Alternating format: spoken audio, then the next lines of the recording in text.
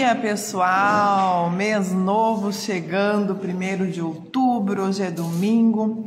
Estamos com a live do livro A Coragem de Não Agradar, que foi o livro escolhido pelo Clube do Livro Presencial que a gente faz aqui em Foz do Iguaçu. Estamos no Consciência Café. Deixa eu mostrar para vocês aqui nos preparativos, pessoal chegando, o pessoal já estava aqui trabalhando. Olha que chique essa estrutura aqui, ó. A gente passa ali os slides presencialmente. Daqui a pouco a turma do presencial tá chegando. Enquanto isso a gente vai testando o som. Vocês me dão um ok se está bom o som. Bom dia, meu bem. Tá me ouvindo bem? Tá dando para ouvir bem? Bom dia, Rafa. Daqui menos de um minuto a gente começa, tá?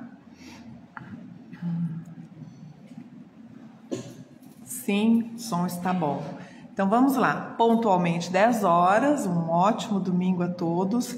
E hoje a gente vai falar sobre A Coragem de Não Agradar. Esse livro é um livro bem interessante, é um livro diferente, não foi fácil acostumar com essa leitura de diálogos, mas é um livro que ele acaba envolvendo a gente, né? Então o subtítulo dele é Como a Filosofia Pode Ajudar Você a se libertar da opinião dos outros, superar as suas limitações e se tornar a pessoa que você deseja.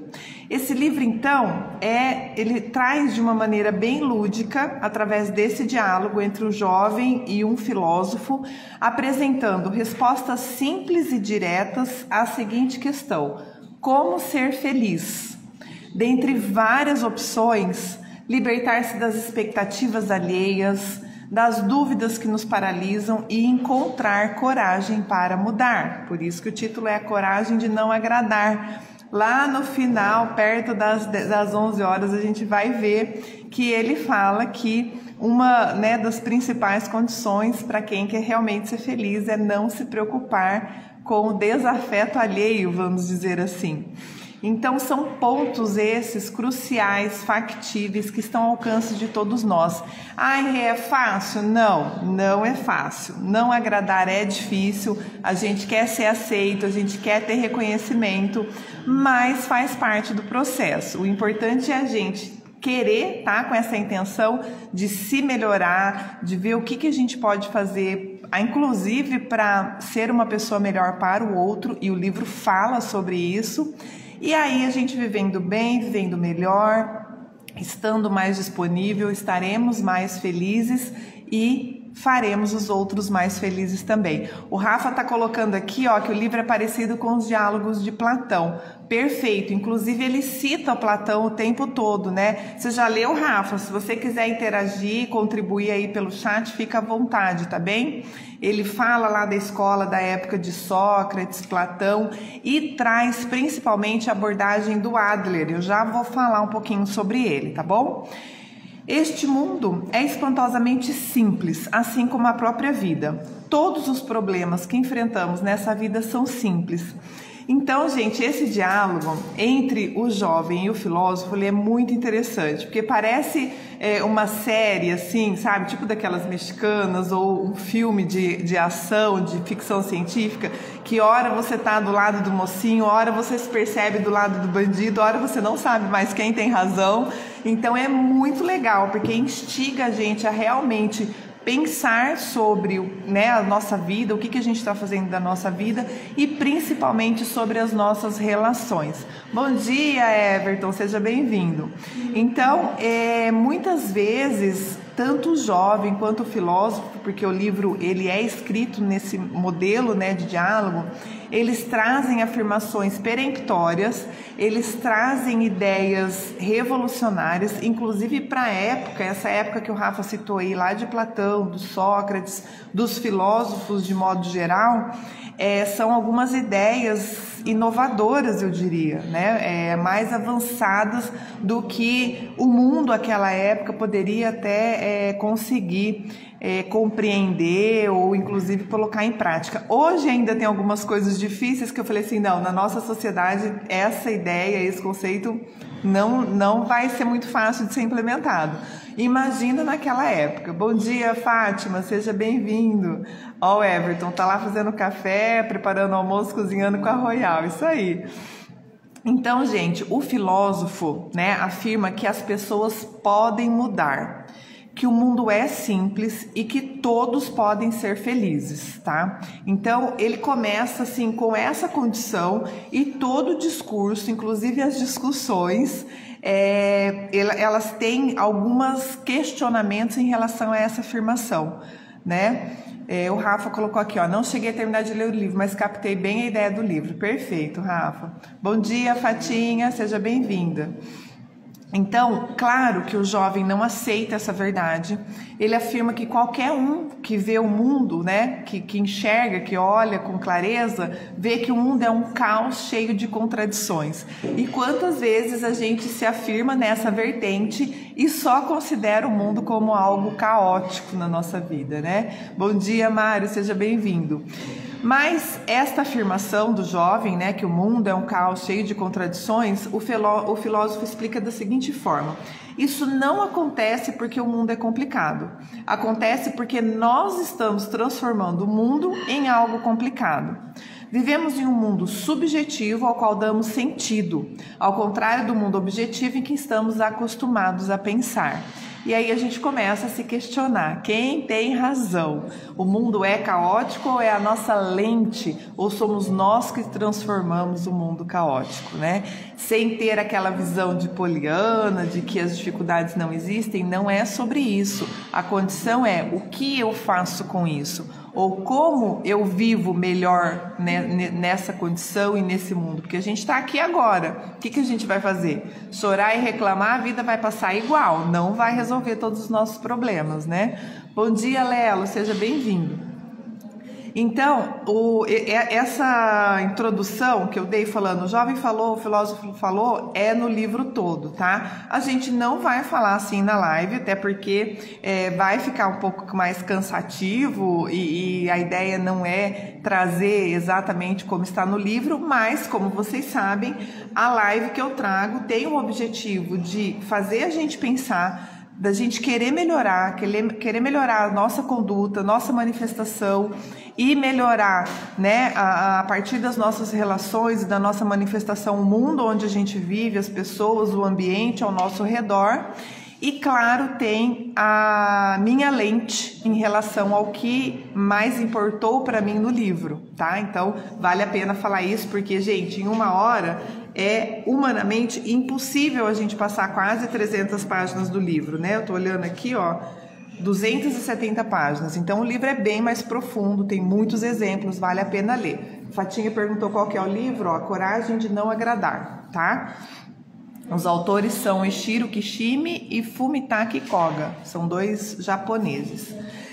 Então, o que acontece? Dentro dessa filosofia, dessa condição, né, de como é o mundo e como a gente olha ou como a gente lida com esse mundo, a maneira como vemos as coisas é tudo. Não se trata exatamente de como o mundo é, mas de como você é, de como nós somos e o que nós fazemos neste mundo ou com este mundo, né? Com todas, apesar de ou com todos os benefícios que a gente tem.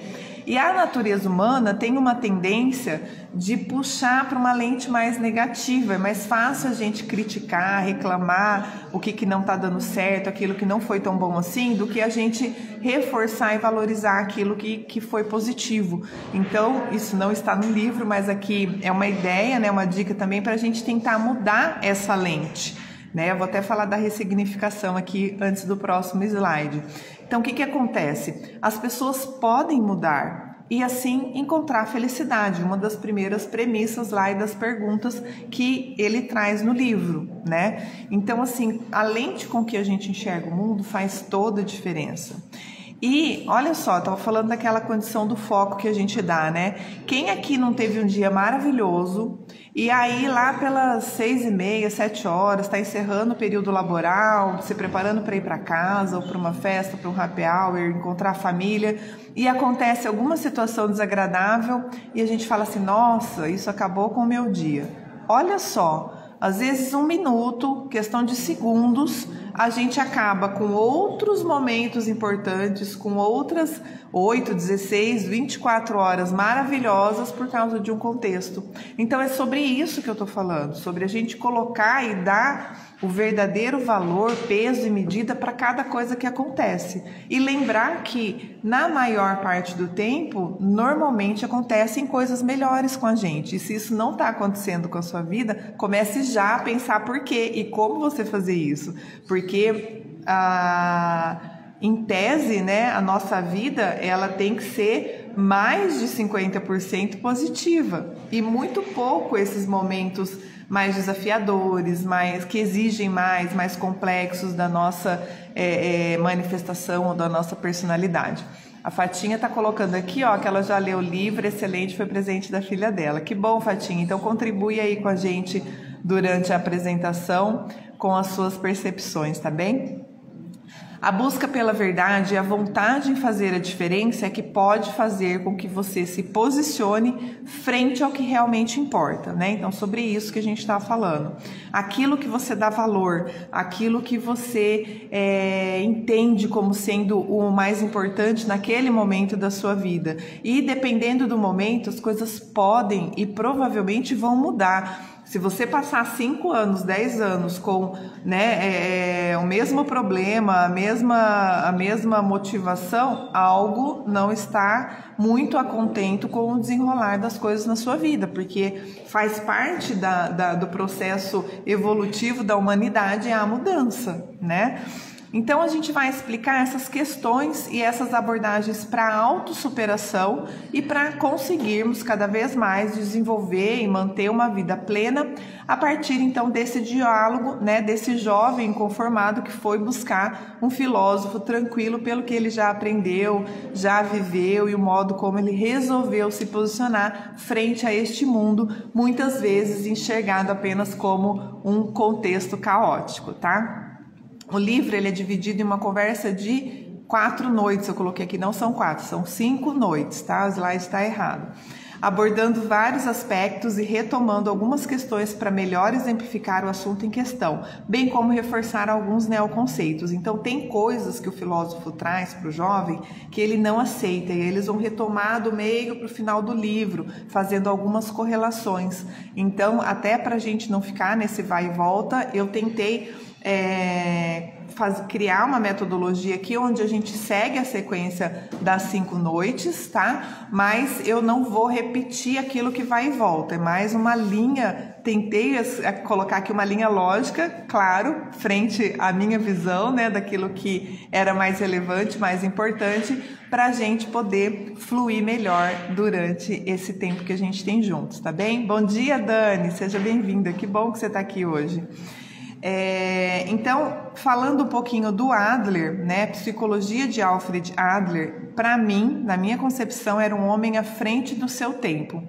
Essa psicologia ela já era complexa para se compreender no século passado. E ainda hoje há questionamentos e dúvidas sobre essa nova forma de olhar a vida, olhar o mundo e principalmente olhar os relacionamentos. E aí, em cada noite, tem uma frase que eu vou falar aqui para vocês, conforme a gente for passando, que é como se fosse a ideia-chave daquela noite, das conversas, do diálogo que eles trocaram. E aí ele foca muito nessa condição dos relacionamentos e do nosso posicionamento, da nossa manifestação frente a tudo que acontece com a gente, tudo que envolve a gente direto ou indiretamente e tudo que acontece aos outros a partir da nossa manifestação, tá? Principalmente fazendo essa correlação aí com a nossa influência, vamos dizer assim, no mundo de modo geral. Para aqueles que têm uma certa dificuldade em apreciar a felicidade alheia, incluindo a própria felicidade, vive se lamentando e reclamando de tudo e de todos, essa leitura é obrigatória, tá? Não tem como passar ileso, é preciso ler para começar então a gente tentar pensar diferente. E aí eu coloco aqui, esteja aberto, pois a ressignificação é apenas o começo. Tem coisas que a gente não vai entender de cara, tem coisas que a gente vai entender, vai compreender e não vai aceitar de cara. E eu comecei a fazer um exercício, talvez uma dica para quem está lendo, para quem já leu pode compartilhar com a gente, ou para quem ainda vai ler, fazer um exercício de colocar aquele contexto onde eu não compreendia tão bem ou não aceitava, eu comecei a buscar exemplos na minha vida para pensar como eu agiria de acordo com Adler, vamos dizer assim, né? E foi bem interessante o exercício, tá? Então a gente começa com a primeira noite. E na primeira noite, a ideia-chave é negue o trauma. Tá? E aí ele começa a explicar melhor essa psicologia de Adler e ele vai contra, não sei se é a palavra ideal, mas ele como é que eu posso dizer? Ele não está 100% de acordo, ou ele discorda da psicologia de Freud, tá? Ele faz muito essa relação desse processo teológico, da teoria da causa e efeito, com a teleologia, tá? Depois vocês pesquisem melhor aí. A Fatinha colocou aqui, ó, página 102, tarefa do trabalho, tarefa da amizade, tarefa do amor são as tarefas da vida. Amei essa reflexão. Perfeito, Fatinha, a gente já vai falar disso. E são mesmo as tarefas da vida que, se a gente conseguir dividir adequadamente, fica mais fácil dessa nossa manifestação. Então, dentro desse contexto da diferenciação, né, da psicologia tradicional, principalmente dos pais da psicologia, Freud, etc., o Adler ele traz alguns conceitos inovadores, eu diria, tá? Primeiro que ele coloca que as pessoas podem mudar todo o tempo, em qualquer momento da vida dela. E a questão é, elas querem mudar? Você quer mudar? Né? O que você realmente, efetivamente está fazendo para mudar na sua vida? Porque às vezes a gente fala que quer e a boca fala o que a gente quer, mas na hora da prática, na hora de fazer, a gente faz diferente ou não faz, o que é pior, né? Então a questão é, quanto que você quer mudar? Qual é a sua disponibilidade, o seu esforço para realmente mudar aquilo que você não está satisfeito com você mesmo, aquilo que você não está satisfeito com o mundo? Quantas pessoas a gente tem, hoje está fácil acesso através da internet, que a gente consegue ver pessoas que estão mudando o mundo, crianças, pessoas lá no outro continente, em outro país, entende? Então assim, o que você está fazendo hoje? Além de reclamar do que está errado, do que não está tão bom assim na sua vida, né? Bom dia, Paty, Cláudio, não sei quem que tá aí, sejam bem-vindos. Nem sempre a lógica da vida segue o princípio de causa e efeito. Precisamos compreender isso definitivamente para mudarmos o rumo da nossa história. Porque também tem aquela condição de que às vezes a gente fica se justificando, se lamentando pelo que aconteceu e causa uma paralisia, a gente não consegue andar. Porque tá cheio de argumentos para a gente se manifestar do jeito que a gente se manifesta. Todos argumentos verdadeiros, reais, super lógicos, mas que já passou. Não faz mais sentido a gente ficar reforçando aquela patologia, aquela condição caótica, aquela briga, aquela submissão, enfim, qualquer que seja o contexto que a gente tenha passado. Se aceitarmos tudo que nos acontece e acontece ao nosso redor, nos colocamos em uma condição passiva e teremos excelentes desculpas para fazer nada. Sim, fazer nada. Dá uma espetadinha assim na gente, né? Mas essa é a realidade, tá? Bom dia, Dani. Bom dia, arquiteta. Quem que chegou, sejam bem-vindos, tá? Adler, então, ele nega o trauma e afirma que nenhuma experiência é, por si mesma ou em si mesma, a causa do sucesso ou do fracasso. Nós não sofremos do choque das nossas experiências, dos nossos traumas, mas o transformamos em algo que atende aos nossos propósitos. Não somos determinados por nossas experiências, mas o sentido que damos a elas é autodeterminante. Então é aquela condição, né? Às vezes a situação é crítica, qual é o olhar que você dá para ela, né? Você enfrenta aquilo como sendo, nossa, acabou minha vida, ou nossa, que problemão, o que eu tenho que fazer para resolver e como seguir em frente. Então, são as nossas experiências e o sentido que a gente dá a elas, não é realmente só o que aconteceu, mas o que eu faço com o que aconteceu. Isso não quer dizer que não existe influência das experiências que tivemos na infância, na nossa personalidade, ou que a gente tem até hoje, mas que mesmo que sejam essas influências fortes, nada é determinado de fato por elas. Então, o que é autodeterminante é o sentido que damos a elas. Somos nós que determinamos a nossa vida de acordo com o sentido que damos às experiências passadas. É você quem decide como viver, tá? E aí eu gosto, né, tem a minha maior afinidade nessa parte do contexto em relação a essa condição da autorresponsabilidade, né?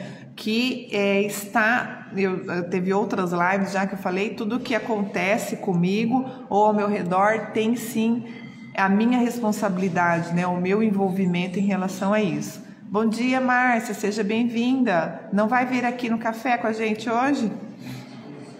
Cada um de nós está vivendo de acordo com alguma meta. E aqui começa a primeira grande discussão entre o jovem e o filósofo, porque o jovem não se conforma com essa informação e vale a pena ler o livro, porque vocês vão ter vários contextos e exemplos que eles trazem de amigos, de pessoas da própria vida para colocar essa condição aí e essa nova forma de enxergar de que cada um de nós está vivendo de acordo com alguma meta. E essa meta, ela é pessoal.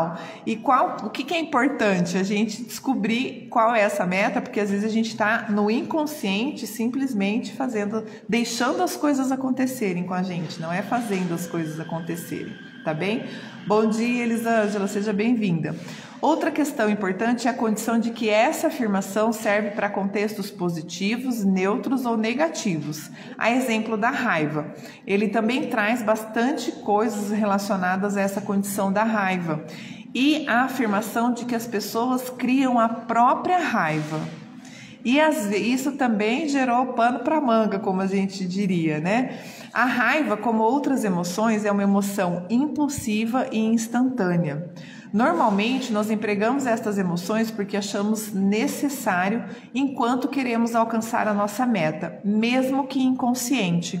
E, de novo, eu faço aqui, né, um parênteses ou uma afirmação para a gente ficar atenta o quanto que a gente faz, o quanto que a gente age no calor das emoções, através da impulsividade, da instantaneidade, sem pensar, sem estar, né, estando inconsciente, sem estar consciente. Isso também, eu penso que pode ser um fator determinante para as consequências do que a gente está conseguindo e conquistando na nossa vida, né? Bom dia, Doro, seja bem-vinda, tá? Ah, que pena, Márcia, a gente espera você em novembro, então, tá bom? Todos temos emoções e precisamos desenvolver o autocontrole e equilíbrio para resistirmos ao apelo delas. Então, a emoção faz parte da nossa manifestação, da nossa personalidade. De novo, assim como o caos do mundo como que a gente lida com ela, como que a gente consegue manter os nossos altos e baixos, que todo mundo tem, né, no passar da vida o tempo todo, equilibrado, num certo equilíbrio para que a gente consiga se manifestar de modo mais positivo e com consequências, resultados mais positivos na maior parte do tempo, tá? Precisamos assumir as nossas ações e reações e principalmente a forma como lidamos com o que acontece conosco. As pessoas não são impelidas por causa do passado, mas avançam para cumprir metas que elas próprias fixam, em detrimento da casualidade, então dessa condição de causa e efeito. Ou seja, as coisas não acontecem por um acaso, tá? Independente daquele momento que possa ter acontecido com você, que não foi tão positivo assim, seja na infância, ele fala bastante da infância em função da influência, né, que a própria psicologia traz, mas inclusive nos dias de hoje, na adolescência, na juventude, na adultidade, até na velhice, a gente já estudou isso também em algumas lives aqui, mas qual é a consequência que você continua arrastando, eu diria assim, né? Não estou encontrando uma palavra melhor, mas para dar essa sensação de continuidade a partir daquilo que aconteceu com você. Se você continua após 5 anos, 10 anos, 20 anos, 30 anos reclamando da briga que você teve com a sua irmã lá na infância, da surra que você apanhou, seja do amigo, do pai, da avó, de alguém na infância, e você é traumatizada por isso e justifica tudo que você deixa de fazer em função disso, eu de novo te convido a pensar. Dá uma paradinha, dá uma refletida, vai ler algumas, né, buscar conhecimento, ter acesso a algumas informações, porque algo pode ser melhorado dentro da sua manifestação para que você seja mais feliz, para que você tenha uma vida melhor, tá bem? Deste modo, né, a gente começa a reafirmar que qualquer pessoa é capaz de mudar. E o primeiro passo para a mudança, então, é o conhecimento, tá? E a gente tem aquela condição. A pessoa, se ela não reconhece que ela pode melhorar, ou que ela errou, ou que aquilo não precisa necessariamente ter aquele peso, aquele contexto, se não existe esse conhecimento, ou esse reconhecimento desse contexto, dificilmente você vai fazer diferente. E essa é a dificuldade das pessoas que acham que estão certo o tempo todo, porque se você está sempre certa, não tem muito o que mudar, não tem erro para corrigir, não tem algo a melhorar, né? É a condição de mudarmos a partir da nossa própria vontade e aproveitarmos o valioso processo de chegar às respostas pela compreensão e pelo diálogo. É preciso cognição e é preciso que você queira, que você reconheça que esse contexto é possível, esse novo olhar, esse novo contexto é possível. Você precisa então se questionar se está bem do jeito que está e como está, se gosta de se olhar no espelho e se está tranquilo ao se deitar todos os dias. Se você não aprender a amar a si mesmo, não conseguirá sentir-se feliz de verdade. Aprenda como e o que fará com isso a partir de agora. E aí a citação do livro é que a infelicidade é algo que você escolhe para si. Então, infelizmente, se você não está nos seus melhores dias, no seu melhor momento de vida, isso também faz parte das suas escolhas. Sejam as suas escolhas atuais, seja o resultado das escolhas que você já fez no passado. E para o futuro, é importante que você esteja atento às escolhas que você está fazendo neste momento. E aí, o filósofo traz assim, que todo malfeitor tem uma justificativa interna pelo mal que fez, né? E aí ele aprofunda aqui, que não dá tempo da gente trazer o exemplo, fala inclusive, tem um debate ali sobre a criminalidade, essas condições todas, mas assim, olha como faz sentido nessa frase. Então assim, se a gente acha que a gente está certo, ou que a gente tem uma justificativa, um argumento lógico, uma realidade para agir ou para fazer aquilo que a gente fez, seja isso positivo ou negativo, saudável ou patológico, a gente, primeiro, tem mais dificuldade de mudar, segundo, a gente não reconhece que poderia ter sido diferente. E aí ele reafirma, as pessoas sempre optam por não mudar, estão acostumadas com seu estilo de vida, expressão utilizada por Adler para descrever a personalidade e o temperamento. Então ele chama de estilo de vida a forma como que a gente se manifesta, a forma como ele descreve a nossa personalidade, o nosso temperamento. Ou seja, estilo de vida são nossas tendências de pensamento e ação. O estilo de vida reflete como a pessoa enxerga o mundo e como ela enxerga a si mesma, tá? É a personalidade de alguém, a visão de mundo e a perspectiva de vida de alguém. Então, é a forma, basicamente, como ela se manifesta. E, a partir dela, é como ela enxerga o mundo aonde ela se manifesta, né? Onde ela vive. O Adler diz que o estilo de vida é tudo aquilo que você escolhe para si. Você tem estado consciente sobre o seu estilo de vida? As escolhas que você tem feito são exatamente o que você realmente quer para você mesmo? É sua responsabilidade tudo o que acontece com você na sua vida. Cabe a você continuar escolhendo se quer manter esse estilo de vida que teve até agora ou se quer mudar para o outro totalmente diferente, tá? E mudar para algo diferente não quer dizer sempre melhorar da água para o vinho, como diz o ditado. Às vezes exige um esforço, mas a gente precisa começar a fazer. A gente precisa querer fazer diferente. E às vezes a gente tem uma vida muito boa e ela pode ser melhorada, né?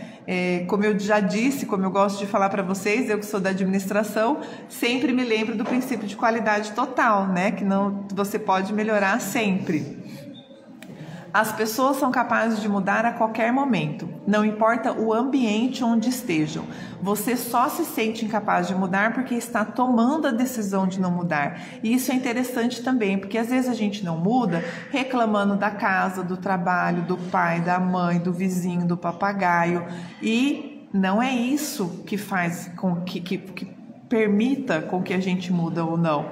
Claro, existem ambientes e contextos facilitadores? Sim. O que você está fazendo para criar esses ambientes? Para buscar esses ambientes otimizadores ou facilitadores da mudança que você quer fazer na sua vida, tá?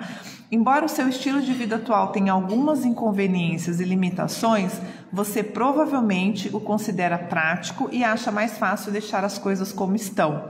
É a famosa zona de conforto, é a famosa condição de que a gente já conhece, né, essa realidade nossa. Então, às vezes, reclamar se torna o caminho mais fácil, mas nem sempre é aquilo que é o que é melhor para nós. Tá? Aliás, se você está reclamando, algo está errado, então faça diferente, mude já, né? Mas eu não sei o que fazer. Não interessa, começa, faz alguma coisa, depois você ajusta, entendeu? Mas se não está bom, se você não está satisfeito, faça, comece hoje, agora, a fazer alguma coisa diferente. As pessoas têm queixas e mais queixas, porém é mais fácil e mais seguro continuarem do jeito que estão, mesmo que se sintam insatisfeitas. Quando tentamos mudar de estilo de vida, colocamos a nossa coragem à prova. Por dedução, se você não está satisfeito e continua do jeito que está, podemos concluir então que lhe falta coragem de ser feliz, certo? É a sua escolha, a sua opção. O que precisamos então é adquirir coragem para tomar a decisão de interromper o seu estilo de vida atual, essa mudança que a gente está falando. Se você mudar o seu estilo de vida, o modo de dar sentido ao mundo e a si mesmo, tanto a sua maneira de interagir com o mundo quanto o seu comportamento terão que mudar. E não acreditem em mim, nem no livro. Façam, tenham as suas experiências e depois conta pra gente. Me manda lá mensagem no direct, no WhatsApp, pelo canal do Consciência Café. Se você começar a fazer as coisas diferentes, você vai ver como, de fato, o mundo muda com você. O que aconteceu na sua vida até este ponto não tem mais importância e não deve afetá-lo daqui para frente. É você, vivendo no aqui e agora, que determina a sua vida. Bom dia, Gi, seja bem-vinda. E aí a gente vai para a segunda noite, já devo estar com o tempo super estourado, né? Todos os problemas têm base nos relacionamentos interpessoais. Essa é a frase-chave, né? 10h30. Obrigada, meu bem. Então, essa é o contexto da discussão, do diálogo da segunda noite. Todos os problemas têm base nos relacionamentos interpessoais. E o jovem também, ele fica muito bravo porque ele não aceita. Ele trabalha ainda muito com aquela condição de causa e efeito que a própria psicologia traz para a gente como uma possível solução, né, dos nossos problemas. Então é preciso desenvolver um encorajamento, onde a pessoa aceite a si mesma agora e depois, qualquer que seja o resultado, adquira coragem de seguir em frente. Admitir que é provável que você se magoe nos seus relacionamentos. Bom dia, Elaine, seja bem-vinda. Então, essa condição de que a pessoa sozinha não é impossível de se viver sozinho, né? Então, ele até trouxe uma frase aqui que, dentre as discussões, o filósofo, ele fala várias vezes, repetidamente, com palavras diferentes, ele coloca para o jovem assim: para se livrar dos problemas, tudo o que se pode fazer é viver isolado no universo. Obrigada, Lelo, 10h32. Simples assim. Então, você quer se resolver de todos os problemas? Se isole no universo. Agora, isso é possível? Não. Então, o que é impossível, ou seja, nós sabemos que nós vamos passar por altos e baixos na nossa vida, nós sabemos que a gente tem que ter vamos ter problemas para resolver em casa, no trabalho, na faculdade, no voluntariado, no clube, aonde a gente estiver. Eu brinco e falo assim, né? O pessoal que me conhece já está acostumado a me falar assim, tem mais de um, vai dar problema, vai ter algum ruído ali, às vezes de comunicação, de falta de entendimento, de compreensão. Se a gente já está preparado para isso, a gente trabalha o processo com mais leveza, entende? Então a gente tem que ter essa tranquilidade. A Fátima colocou aqui, ó, deixar para trás os problemas que passaram no passado, estou trabalhando para isso. Perfeito, Fátima, e é possível, tá? Segundo Adler, né, segundo a coragem de não agradar, todos nós podemos mudar, tá? E todos nós podemos mudar a partir de agora, de hoje, de quem nós somos e de quem nós escolhemos ser. Os sentimentos de inferioridade são interpretações subjetivas em vez de fatos objetivos. E a boa notícia é que existe um aspecto positivo na subjetividade. Ela permite a você fazer a sua escolha. Ela permite a você fazer a sua escolha, tá? Lembra a história do copo meio cheio, meio vazio? Aqui, ó, minha aguinha aqui, ó. Quem tá enxergando esse copo meio cheio e quem tá enxergando esse copo meio vazio? É uma escolha, tá? É a sua escolha. Você que define como que você quer enxergar o copo de água, tá bem? Não podemos alterar fatos objetivos, mas interpretações subjetivas podem ser mudadas à vontade e podem promover empenho, motivação, crescimento da pessoa que quer progredir e ser mais feliz. Então, seguindo esse exemplo bobo até, né, do copo meio cheio e meio vazio, a pessoa que olha o copo meio cheio, ela vai ficar feliz que ela tem água para beber. Aquela que olha o copo meio vazio vai reclamar que não tem o copo cheio de água para beber. E a diferença desse posicionamento da subjetividade é que se eu olho o copo meio cheio e quero beber o copo inteiro de água, eu escolho encher o copo, eu escolho pegar outra água, eu escolho matar minha sede com a água que eu tenho e depois procurar mais água. Entende que são contextos diferentes ou decisões diferentes frente ao mesmo fato? Fato em si existe um copo com metade de água, tá? Bom dia, Sérgio, seja bem-vindo. O problema é que certas pessoas perdem a coragem de dar um passo à frente e não conseguem aceitar que a situação pode ser mudada se fizerem esforços realistas. Pessoas que nem sequer se mexem, simplesmente desistem e passam o resto da vida reclamando. Quem conhece alguém assim? Quem procura parecer maior com base em um poder falso está essencialmente vivendo de acordo com os sistemas de valores da outra pessoa. Está vivendo a vida das outras pessoas. E a vida não é uma competição. Então aqui, a gente está no meio de uma discussão, lembrando lá da parte do livro, entre o jovem e o filósofo, onde eles falam dos sentimentos de inferioridade, complexo de inferioridade, sentimentos de superioridade, complexo de superioridade, tá? Não vai dar para abordar aqui as diferenças, mas vale a pena vocês verem lá no livro, tem vários exemplos e várias formas de entender a diferença, principalmente entre o sentimento de inferioridade e o complexo de inferioridade, tá bom? Bom dia, Tiago, seja bem-vindo. Então, voltando aqui para a afirmação de que a vida não é uma competição, nós devemos sim compreender que somos diferentes uns dos outros. Não confunda essa diferença com bom ou ruim, superior ou inferior. Então começa esse processo da dualidade, que ele até vai falar aqui mais para frente, essa condição da dualidade, tá? Então ser diferente não quer dizer ser melhor que ou ser pior que, só quer dizer que não é igual, que é diferente, tá? Não andamos para competir com alguém. O valor está em tentar evoluir em relação ao que somos agora. Então, não é a competição com o outro, é a gente se melhorar, né? Talvez uma competição conosco mesmo, não gosto muito dessa palavra, mas se ficar mais fácil para entender, pode ser assim, tá bem? Bom dia, Ângela. Obrigada, Márcia. Que bom que você está assistindo com a gente até o final. Não andamos para competir com alguém. O valor está em tentar evoluir em relação ao que somos agora. Quando tentamos ser nós mesmos, a competição inevitavelmente atrapalha. A razão pela qual tantas pessoas não se sentem felizes de verdade, mesmo quando alcançam ao sucesso aos olhos da sociedade, é porque estão vivendo em competição. Então a pessoa nunca consegue enxergar as suas conquistas, os seus valores, aquilo que realmente está acontecendo na vida dela. Ela não consegue curtir o momento. Daqui a pouco a gente vai falar também, porque uma das noites ali ela fala dessa questão de viver o momento, né? A Márcia aqui, ó, pode ficar falando até o meio-dia. Eu e minha mãe estamos assistindo. Ah, que linda, que bom, a Cleo tá aí com a gente, né? Ah, já tô com saudade de vocês, tá? Logo eu vou aí comer aquelas comidinhas maravilhosas dessa mesa farta.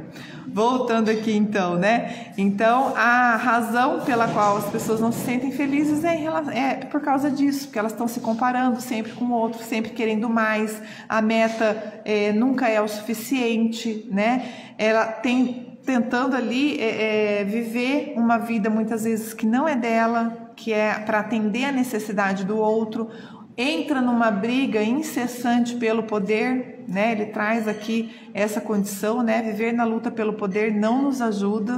E aí poder, nós estamos falando de todo tipo de poder na família, de brigar, de ser quem manda, em casa, no escritório, no trabalho, na faculdade. E isso não é igual, nós não estamos falando em posicionamento, em desenvolver liderança, em fazer o que tem que ser feito, mas é nessa questão da própria competição. Quando for desafiado, saia do conflito o mais rápido possível e não responda a ação do outro com uma reação. Então é uma dica aí, né? Dentro lá não tem como não lembrar das partes do livro, né? Na discussão do jovem e do filósofo, o jovem fica muito bravo porque ele fala que é impossível não se comparar com o outro, o processo da busca pelo reconhecimento e tudo mais, e o filósofo, né, que muitas vezes até como que você vai responder às vezes a um insulto, uma pessoa que está reclamando e tal, e aí o filósofo traz essa condição. Se tiver algum problema, sai do conflito, não entra na briga. Tem muita gente que começa a criar confusão porque ela gosta daquele padrão, né? Ela se comporta daquela forma, é aquilo que dá energia para ela, é aquilo que faz com que ela se sinta valorizada, reconhecida e etc. Use o poder da linguagem e use a linguagem da lógica. Não queira apenas ter razão. Faça o que tem que ser feito e organize os seus sentimentos. Esteja principalmente preparado para as interações que você vai ter aí ao longo do seu dia, nas suas manifestações, nos seus encontros, né? Nas suas relações. Bom dia, Zé, seja bem-vindo. Desenvolva as tarefas da vida, relacionamentos interpessoais que um indivíduo é obrigado a enfrentar ao tentar viver como um ser social. Então, essas tarefas da vida são as tarefas que a Fatinha colocou lá pra gente no começo, tá? Separar as tarefas por trabalho, pela amizade, por amor, que a gente consegue ter um pouco mais de discernimento, inclusive nos nossos posicionamentos. E aí a gente vai para a terceira noite, que é onde ele sugere, né, a frase mãe, vamos dizer assim, né, o mote da terceira noite descarte as tarefas das outras pessoas.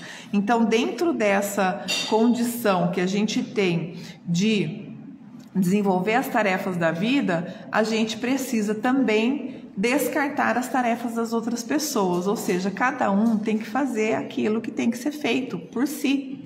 Negue o desejo do reconhecimento. Você pode ser muito rico, mas não ser amado, não ter companheiros que possa chamar de amigos e não ter ninguém que goste de você. Isso traz uma enorme infelicidade. Não viva para satisfazer as expectativas dos outros. Precisamos sempre nos perguntar de quem é a tarefa e separar as nossas tarefas das outras pessoas. E aqui, gente, pena que não vai dar tempo de aprofundar, mas vale a pena no livro. Ele também traz muitas abordagens, pelo menos para mim, assim, foi quase que como um soco na boca do estômago, entendeu? Porque a gente está sempre querendo salvar o mundo, ajudar o outro, resolver o problema, e às vezes essa condição acaba se misturando e a gente acaba perdendo a isenção e perdendo a compreensão daquilo que realmente nos compete e daquilo que é tarefa e competência do outro. Para que possamos conseguir focar nas nossas tarefas, não devemos nos intrometer nas tarefas dos outros. É pesado, né, esse verbo intrometer, mas é assim que ele fala, tá? Em geral, todos os problemas de relacionamento são causados pela nossa intromissão nas tarefas de outras pessoas ou pela intromissão alheia nas nossas tarefas, ou seja, por esta confusão que muitas vezes a gente quer se meter na vida do outro, o outro se meter na vida da gente e começa uma interferência ali que daqui a pouco a gente não sabe nem mais por que a gente está fazendo o que a gente está fazendo. Já aconteceu com alguém, assim, às vezes está numa discussão, está numa briga, seja em casa, seja no trabalho, e você pergunta assim para a pessoa, mas por que você está falando desse jeito? Aí a pessoa para, assim, né? Fica daquele branco no salão, como eu digo. A pessoa nem sabe por que ela tá brigando, por que ela tá disputando, entrou ali no vai da valsa, como a gente fala, né? E aí, voltamos àquela afirmação. Você é o único que pode mudar a si mesmo. Descarte as tarefas das outras pessoas. Deixe-a saber que você está pronto para ajudar sempre que necessário, mas não faça a tarefa alheia. Ele traz aqui também os exemplos de pai e filho, a questão da educação. O jovem questiona muito o filósofo, aquela condição de que a criança não quer fazer tarefa e o pai tem que obrigar e o filósofo fala que não. Enfim, tem muita discussão ali no livro para a gente poder aprender com elas, tá? Mas deixe as pessoas saber qualquer nível, na família, no trabalho, na amizade, na faculdade, aonde você estiver, que você está pronto para ajudar sempre que necessário, mas não tome a frente daquilo que não é sua tarefa, daquilo que não é a sua competência, a sua obrigação para fazer, por mais que você saiba, por mais que você seja bom nisso, começa a diferenciar essa condição das tarefas da vida. Tudo que você pode fazer em relação à sua vida é escolher o melhor caminho em que acredita.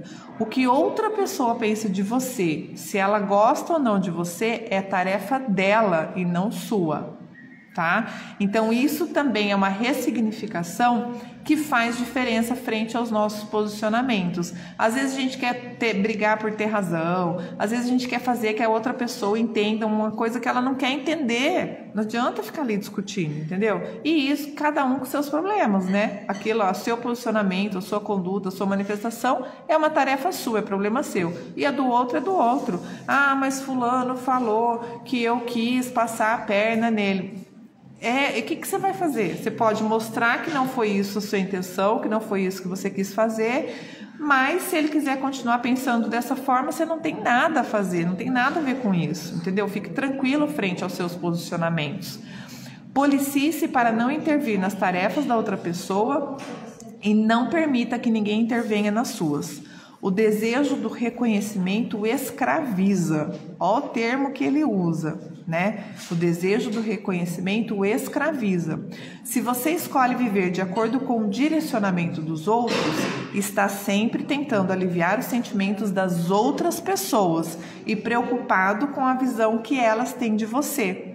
Você vive para realizar os desejos alheios. E olha como essa confusão começa a gerar, né, toda a problemática que a gente estava falando até agora. Neste caso, a busca pela verdadeira liberdade é importante. Exercer a liberdade tem um preço, e o preço da liberdade nos relacionamentos interpessoais é desagradar algumas pessoas.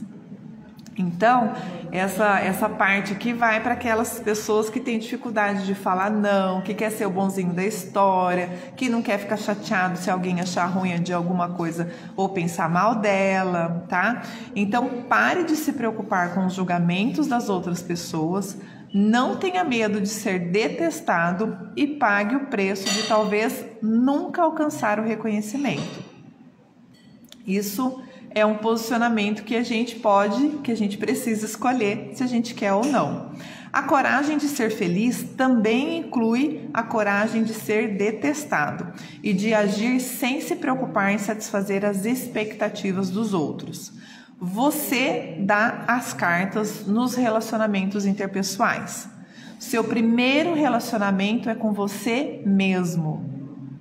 É possível que junto com a minha mudança e não devido à minha mudança, a outra pessoa também mude. Então, a partir de você, pode ser que outras pessoas sigam o seu exemplo ou reflita na mudança delas, mas não é você que vai fazer com que elas mudem, tá? Você só pode mudar a você mesmo.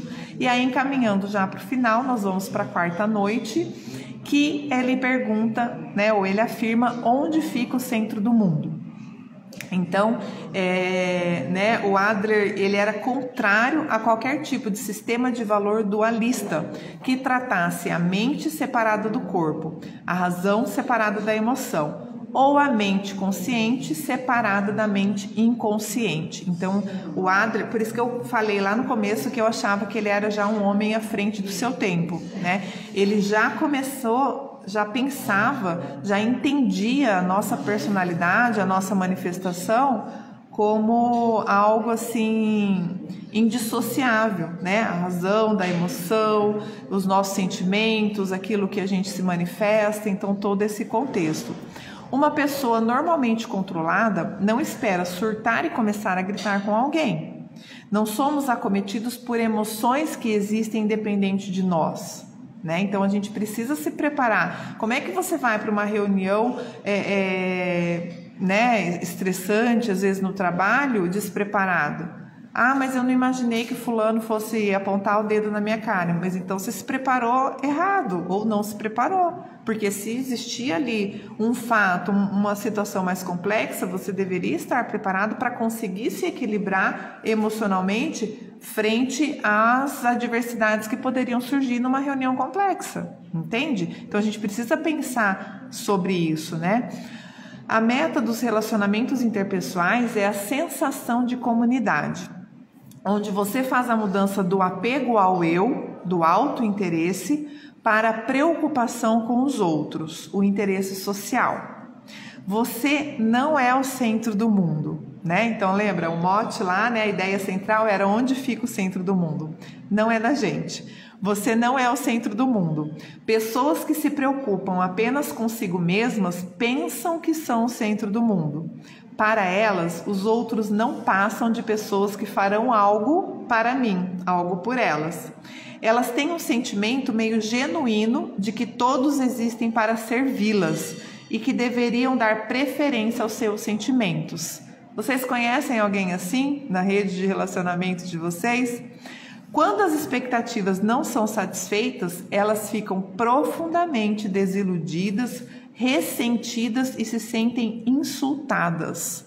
E aí começa mais da metade dos problemas na vida que envolve aquela pessoa.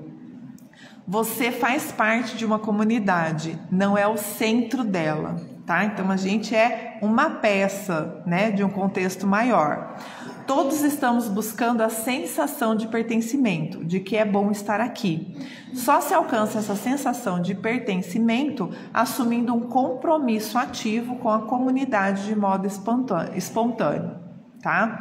A comunidade vai além das coisas que conseguimos ver, como os nossos lares e sociedades, e inclui as conexões que não conseguimos ver. Gente, ainda mais no mundo de hoje, extremamente tecnológico, onde esse canal de comunicação que nós estamos falando aqui agora e a maioria das redes sociais, dos contatos, dos grupos de WhatsApp que a gente tem, nem sempre a gente tem noção da onde está chegando, reverberando o nosso posicionamento, a nossa manifestação e principalmente o nosso exemplo. As pessoas estão nos vendo, as pessoas estão nos seguindo, nós estamos sendo exemplo para as pessoas. Que tipo de exemplo é esse?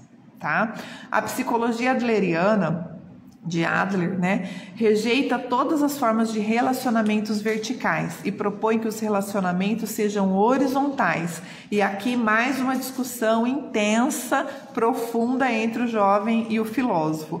Não é fácil desenvolver relacionamentos horizontais. E eu não trouxe aqui, mas tem uma hora que ele fala assim que ou é horizontal ou é vertical. Não existe parte de relacionamentos verticais e parte horizontais.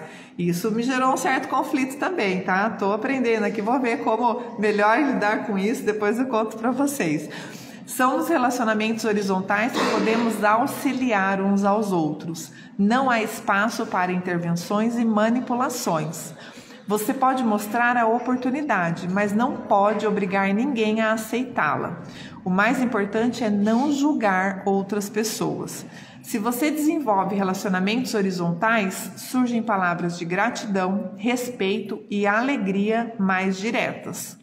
Quando alguém é capaz de sentir que é benéfico para a comunidade, consegue ter uma sensação real do seu valor. É quando você consegue agir sobre outras pessoas e sentir que tem utilidade para alguém. Você precisa dar o primeiro passo. Talvez outras pessoas não cooperem, mas isso não diz respeito a você. Meu conselho é, conselho do filósofo, tá? Meu conselho é, comece, mas eu corroboro com ele, sem levar em conta se os outros são cooperativos ou não. Apenas faça a sua parte. Recentemente a gente teve uma pessoa de Minas que veio dar um treinamento pra gente aqui na empresa e a frase que mais contribuiu, na minha opinião, com o escritório é: não é sobre você.